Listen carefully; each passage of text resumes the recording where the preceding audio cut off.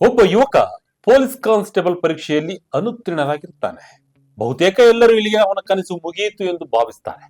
ಆದರೆ ಅದೇ ಯುವಕ ಕೆಲವೇ ವರ್ಷಗಳಲ್ಲಿ ಒಂದಲ್ಲ ಎರಡಲ್ಲ ಬರೋಬ್ಬರಿ 12 ಸರ್ಕಾರಿ ಪರೀಕ್ಷೆಗಳನ್ನ ಪಾಸ್ ಮಾಡಿ ಕೊನೆಗೆ ದೇಶದ ಅತ್ಯಂತ ಕಠಿಣ ಪರೀಕ್ಷೆಯಾದ UPSCಯಲ್ಲಿ ಅಖಿಲ ಭಾರತ 170ನೇ ರ್ಯಾಂಕ್ ಗಳಿಸಿ IPS ಅಧಿಕಾರಿ ಆಗ್ತಾನೆ. ಇದು ಸಿನಿಮಾ ಕಥೆಯಲ್ಲ, ಯಾವುದೋ ಕಾಲ್ಪನಿಕ ಕಾದಂಬರಿಯೂ ಅಲ್ಲ. ರಾಜಸ್ಥಾನದ ಒಂದು ಪುಟ್ಟ ಹಳ್ಳಿಯಲ್ಲಿ ಹುಟ್ಟಿ ಬಡತನದ ನಡುವೆ ಬೆಳೆದ ಸಾಮಾನ್ಯ ರೈತನ ಮಗ ಬರೆದ ಅಸಾಮಾನ್ಯ ಯಶೋಗಾಥೆ. ಹಾಗಾದ್ರೆ ಯಾರು ಆ ಯುವಕ? ಕಾನ್ಸ್ಟೇಬಲ್ ಪರೀಕ್ಷೆಯಲ್ಲಿ ಸೋತ ವ್ಯಕ್ತಿಗೆ ಹೇಗೆ IPS ಅಧಿಕಾರಿ ಆದ? ಈ ಯಶಸ್ಸಿನ ಹಿಂದೆ ಅಡಗಿರುವ ನಿಜವಾದ ರಹಸ್ಯವೇನು? ಇಂದಿನ ಈ ವಿಡಿಯೋದಲ್ಲಿ ಈ ಸ್ಫೂರ್ತಿದಾಯಕವಾದಂತಹ ಕಥೆಯನ್ನ ತಿಳಿಯೋಣ, ಬನ್ನಿ. ಪ್ರೇಮ್ ಸುಖ್ ಡೇಲ್ ಕುಟುಂಬದ ಹಿನ್ನೆಲೆ ಏನು? ಗೋಲ್ಡ್ ಮೆಡಲ್ ಪಡೆದಿದ್ದ ಪ್ರತಿಭಾವಂತ ಸುಖ್ ಡೇಲ್ ರಾಜಸ್ಥಾನದ ಬಿಕಾನೇರ್ ಜಿಲ್ಲೆಯ ರೈಸರ್ ಎಂಬ ಪುಟ್ಟ ಹಳ್ಳಿಯಲ್ಲಿ ಜನಿಸಿದ ಪ್ರೇಮ್ ಸುಖ್ ಡೇಲ್ ರವರ ಬಾಲ್ಯ ಸುಖ ಸಮೃದ್ಧಿಯಿಂದ ಕೂಡಿರಲಿಲ್ಲ. ಅವರ ಕುಟುಂಬ ಬಡತನದಲ್ಲೇ ಜೀವನ ಸಾಗಿಸ್ತಾ ಇತ್ತು. ತಂದೆ ಕೃಷಿಕರಾಗಿದ್ರು. ಆದರೆ ಕೃಷಿಯಿಂದ ಮಾತ್ರ ಕುಟುಂಬ ನಿರ್ವಹಣೆ ಸಾಧ್ಯವಾಗದೆ ಹೆಚ್ಚುವರಿ ಆದಾಯಕ್ಕಾಗಿ ಒಂಟೆ ಗಾಡಿ ಓಡಿಸುವ ಕೆಲಸವನ್ನು ಕೂಡ ಮಾಡ್ತಾ ಇದ್ರು.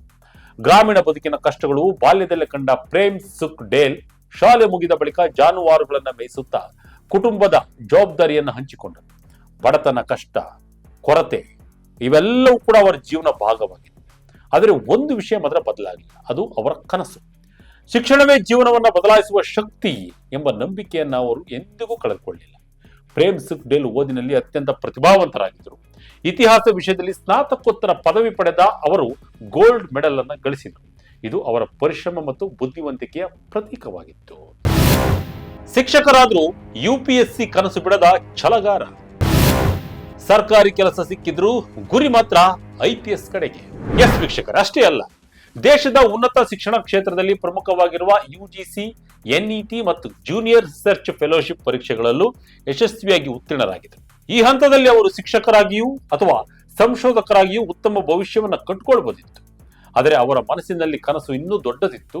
ಅದು ಕೇವಲ ಉದ್ಯೋಗದಲ್ಲ, ದೇಶದ ಸೇವೆಯ ಅವಕಾಶವನ್ನು ಹುಡುಕ್ತಾ ಇದ್ರು. ಸರ್ಕಾರಿ ಉದ್ಯೋಗ ಸಿಕ್ಕರೂ ಓದು ನಿಲ್ಲಿಸಿಲ್ಲ. ಪ್ರೇಮ್ ಸುಖ್ ಡೇಲ್ ಮೊದಲಿಗೆ ಪಟ್ಟಾವಾರಿ ಹುದ್ದೆಗೆ ಆಯ್ಕೆಯಾದರು. ಸಾಮಾನ್ಯವಾಗಿ ಸರ್ಕಾರಿ ಉದ್ಯೋಗ ಸಿಕ್ಕ ನಂತರ ಅನೇಕರು ತಮ್ಮ ಗುರಿಯನ್ನು ಅಲ್ಲಿಗೆ ಮುಗಿಸ್ಬಿಡ್ತಾರೆ. ಆದರೆ ಡೇಲೂರವರ ಬದುಕಿನಲ್ಲಿ ಅದು ಕೇವಲ ಒಂದು ಮೆಟ್ಟಿಲಾಗಿತ್ತು. ಹಗಲು ರಾತ್ರಿ ಕೆಲಸ ಮಾಡ್ತಾ ಇದ್ರು. ರಾತ್ರಿ ಮನೆಗೆ ಬಂದು ಗಂಟೆಗಟ್ಟಲೆ ಓದ್ತಾ ಇದ್ರು. ಕೆಲಸದ ಜೊತೆಗೆ ಓದು ಸಮತೋಲನಗೊಳಿಸುವುದು ಸುಲಭದ ವಿಷಯ ಅಲ್ಲವೇ ಅಲ್ಲ. ಆದರೂ ಅವರ ಗುರಿ ಸ್ಪಷ್ಟವಾಗಿತ್ತು. ಪ್ರತಿಯೊಂದು ಪರೀಕ್ಷೆಯೂ ಅವರನ್ನ ಇನ್ನೊಂದು ಹಂತಕ್ಕೆ ಕೊಂಡೊಯ್ಯಬೇಕು ಎಂಬ ನಂಬಿಕೆಯಿಂದ ಅವರು ನಿರಂತರವಾಗಿ ಸಿದ್ಧತೆಯನ್ನು ನಡೆಸ್ತಾ ಇದ್ರು. ಇದೇ ಶ್ರಮ ಇವತ್ತು ಇವರನ್ನ ಉನ್ನತ ಸ್ಥಾನಕ್ಕೇರಿಸಿದೆ.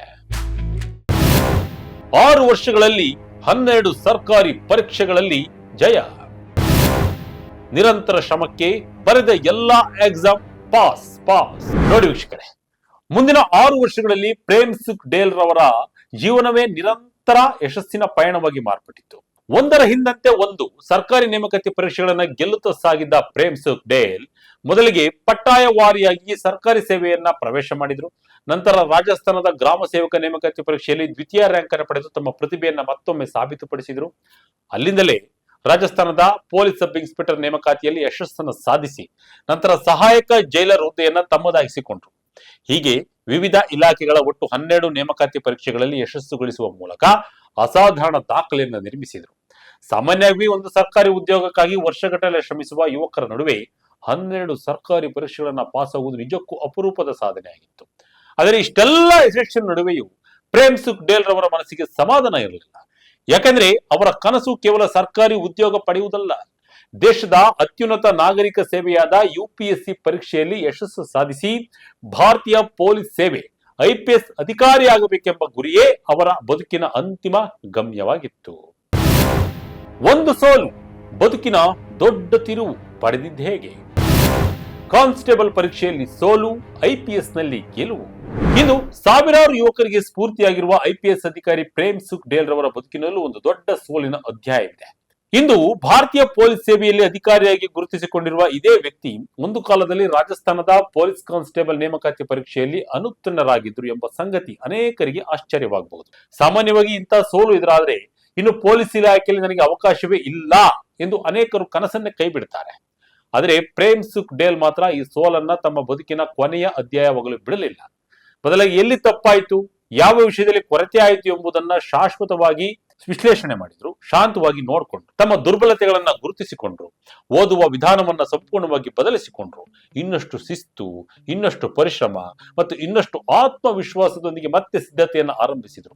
ಕಾನ್ಸ್ಟೇಬಲ್ ಪರೀಕ್ಷೆಯಲ್ಲಿ ಸೋತ ಅದೇ ವ್ಯಕ್ತಿ ಕೆಲವು ವರ್ಷಗಳ ನಂತರ ದೇಶದ ಅತ್ಯಂತ ಕಠಿಣ ಪರೀಕ್ಷೆಯಾದ UPSC ನಾಗರಿಕ ಸೇವಾ ಪರೀಕ್ಷೆಯಲ್ಲಿ ಅಖಿಲ ಭಾರತ 170ನೇ ರ್ಯಾಂಕ್ ಗಳಿಸಿ ಭಾರತೀಯ ಪೊಲೀಸ್ ಸೇವೆ IPS ಅಧಿಕಾರಿಯಾಗಿ ಆಯ್ಕೆಯಾದರು. ಸೋಲು ಎಂದಿಗೂ ಅಂತಿಮವಲ್ಲ ಎಂಬುದಕ್ಕೆ ಜೀವಂತ ಸಾಕ್ಷಿಯಾಗಿದ್ದಾರೆ. ಪ್ರೇಮ್ ಸುಖ್ ರವರ ಜೀವನ ನಮಗೆ ಕಲಿಸುವ ಅತಿದೊಡ್ಡ ಪಾಠ ಒಂದೇ: ಯಶಸ್ಸು ಎಂದರೆ ಎಂದಿಗೂ ಸೋಲದಿರುವುದು ಅಲ್ಲ, ಪ್ರತಿಯೊಂದು ಸೋಲಿನ ನಂತರ ಇನ್ನಷ್ಟು ಬಲವಾಗಿ ಎದ್ದು ನಿಲ್ಲುವುದೇ ನಿಜವಾದ ಗೆಲುವು ಎನ್ನುವುದು.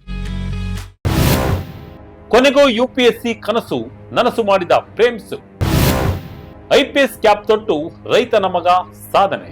ಎಸ್ ವೀಕ್ಷಕರೇ, ವರ್ಷಗಳ ಪರಿಶ್ರಮ, ಅಚಲ ಆತ್ಮವಿಶ್ವಾಸ ಮತ್ತು ನಿರಂತರ ಪ್ರಯತ್ನಕ್ಕೆ ಕೊನೆಗೂ ಫಲ ಸಿಕ್ಕಿತು. ಪ್ರೇಮ್ ಸುಖ್ ರವರು UPSC ನಾಗರಿಕ ಸೇವಾ ಪರೀಕ್ಷೆಯಲ್ಲಿ ಅಖಿಲ ಭಾರತ 170ನೇ ರ್ಯಾಂಕ್ ಗಳಿಸುವ ಮೂಲಕ ತಮ್ಮ ಬಹುದಿನದ ಕನಸನ್ನ ನನಸಾಗಿಸಿಕೊಂಡರು. ಅದರೊಂದಿಗೆ ಭಾರತೀಯ ಪೊಲೀಸ್ ಸೇವೆ IPS ಅಧಿಕಾರಿಯಾಗಿ ಆಯ್ಕೆಯಾಗಿ ಒಮ್ಮೆ ಕಾನ್ಸ್ಟೇಬಲ್ ಪರೀಕ್ಷೆಯಲ್ಲಿ ಅನುತ್ತೀರ್ಣನಾಗಿದ್ದ ಅದೇ ವ್ಯಕ್ತಿ ಇಂದು ಸಾವಿರಾರು ಪೊಲೀಸ್ ಸಿಬ್ಬಂದಿಗೆ ನಾಯಕತ್ವ ನೀಡುವ ಜವಾಬ್ದಾರಿಯುತ ಅಧಿಕಾರಿಯಾಗಿದ್ದಾನೆ. ಇದೇ ಪರಿಶ್ರಮದ ನಿಜವಾದ ಶಕ್ತಿ, ಇದೇ ಛಲದ ನಿಜವಾದ ಗೆಲುವು.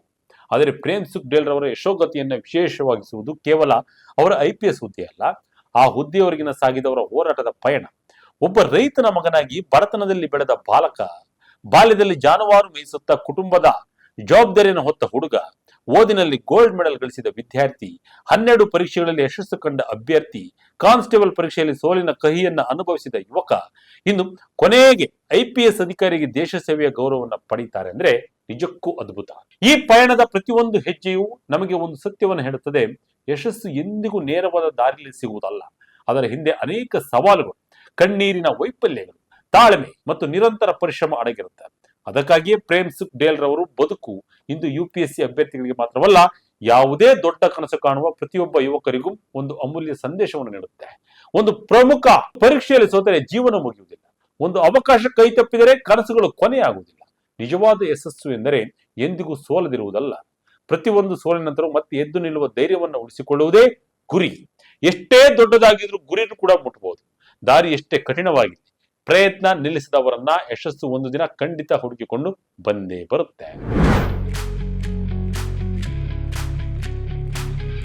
ಸ್ನೇಹಿತರೆ, ಪ್ರೇಮ್ ಸುಖ್ ರವರ ಕಥೆ ನಮಗೆ ಒಂದು ದೊಡ್ಡ ಪಾಠವನ್ನು ಕಲಿಸುತ್ತೆ. ಜೀವನದಲ್ಲಿ ನಮ್ಮ ಸ್ಥಾನವನ್ನು ನಿರ್ಧರಿಸುವುದು ನಮ್ಮ ಮೊದಲ ಸೋಲು ಅಲ್ಲ, ಆ ಸೋಲಿನ ನಂತರ ನಾವು ತೆಗೆದುಕೊಳ್ಳುವ ನಿರ್ಧಾರ.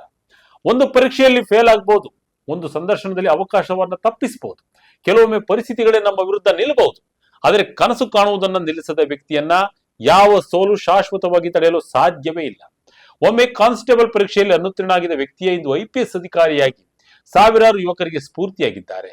ಆದ್ದರಿಂದ ನೆನ್ಪಿಟ್ಕೊಳ್ಳಿ, ಸೋಲು ನಿಮ್ಮ ಭವಿಷ್ಯವನ್ನ ಬರೆಯುವುದಿಲ್ಲ, ನಿಮ್ಮ ಪರಿಶ್ರಮವೇ ನಿಮ್ಮ ಭವಿಷ್ಯವನ್ನ ಬರೆಯುತ್ತದೆ. ಪರಿಸ್ಥಿತಿಗಳು ನಿಮ್ಮನ್ನ ಪರೀಕ್ಷಿಸಬಹುದು, ಆದರೆ ನಿಮ್ಮ ಛಲ ಮತ್ತು ಆತ್ಮವಿಶ್ವಾಸವೇ ನಿಮ್ಮನ್ನ ಯಶಸ್ಸಿನ ಶಿಖರಕ್ಕೆ ಕರೆದೊಯ್ಯುತ್ತದೆ.